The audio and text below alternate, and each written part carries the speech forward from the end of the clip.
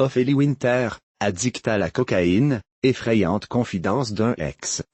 Ophélie Winter aurait gâché sa belle histoire avec un homme d'affaires d'origine hollandaise pour une sombre histoire d'addiction.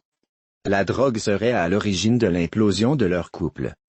Ces derniers temps, la vie n'a pas été facile pour la chanteuse de 45 ans, qui a connu non seulement des ennuis de santé, mais a aussi été confrontée à des problèmes financiers.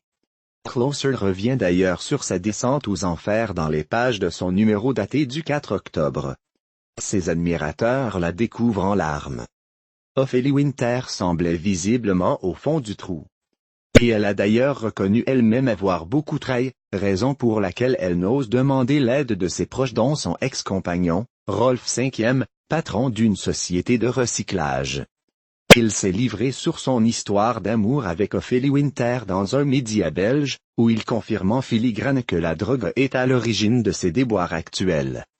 Elle n'est pas bien avec elle-même, a-t-il indiqué, tout en reconnaissant des difficultés à la fin de leur relation. La décision a alors été prise d'y mettre un terme. Laurent Fontaine, son ancien producteur lorsqu'elle collaborait à la méthode Coe, a évoqué la cocaïne. Elle avait de quoi s'acheter 2 ou 3 grammes, lança-il, en évoquait le cachet perçu par la jolie blonde. Biographie. Née le 20 février 1974 à Boulogne-Billancourt, Ophélie Winter est la fille de Catherine Cathy, Feufeu, mannequin, et de David Alexandre Winter, chanteur néerlandais connu pour le tube O. Lady Mary 1969. Ses parents se séparent en 1976, son père s'exile aux États-Unis. Elle grandit à Neuilly-sur-Seine, en vrai garçon manqué. Elle est inséparable de son frère aîné, Michael né en 1972. À 6 ans, elle monte sur scène pour la première fois et enregistre son premier 45 tours en 1984, la chanson des klaxons. Après un deuxième titre, Poil de carotte, en 1987, au succès mitigé, elle fréquente le lycée Saint-James de Neuilly.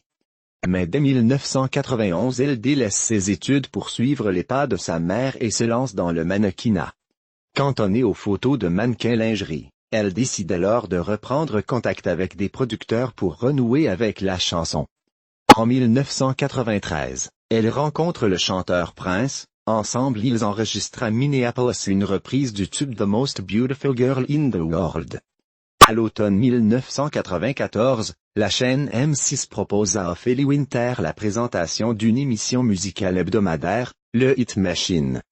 Propulsée animatrice star de la chaîne, elle cumule les émissions pendant 3 ans dans ce Machine Club, Coming Next, Ophélie Street, Ophélie Show. Elle profite de cette popularité pour sortir en 1995 le single Dieu m'a donné la foi qui devient le tube de son album Nos soucis. Vendu à 600 000 exemplaires et certifié disque de platine. Elle laisse à sa mère la gestion de ses affaires et crée avec elle une société de production, Vinaol.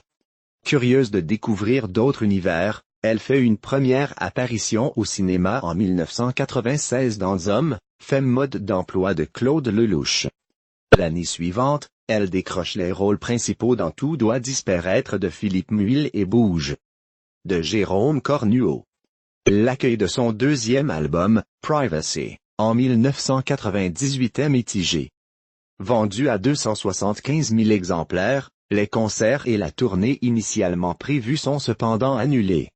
Après l'échec en demi-teinte de son émission sur TF1, Ophélie Winter Show, en 2000, elle revient sur le grand écran avec Les jolies choses de Gilles Paquet-Brené 2001. En 2002, elle est de retour dans les bacs avec un nouvel opus, Explicite lyrique. Malgré le relatif flop de ce troisième album, le single Sage dont il est extrait réussit à se frayer une place dans le top 50. En 2004, des problèmes de santé l'éloignant des studios. En septembre 2007, après quelques années d'absence du petit écran, Ophélie retrouve M6, chaîne avec laquelle elle a débuté, pour rejoindre le jury de la 4e saison de Popstar. Son 4e album, en 2009, Resurrection, qu'elle produit sous son label W, ne trouve pas son public.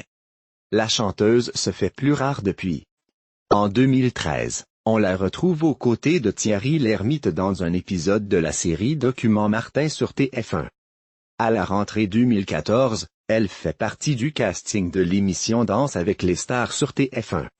Côté vie privée, après une romance avec le chanteur Mxollar à la fin des années 90 et avec l'acteur Alain Chabat 2002-2003, elle reste aujourd'hui discrète sur ses amours. En octobre 2019, Rolf Rudolph de son vrai prénom Van Dalen révèle lors d'une interview qu'il a partagé la vie de la chanteuse pendant 4 ans.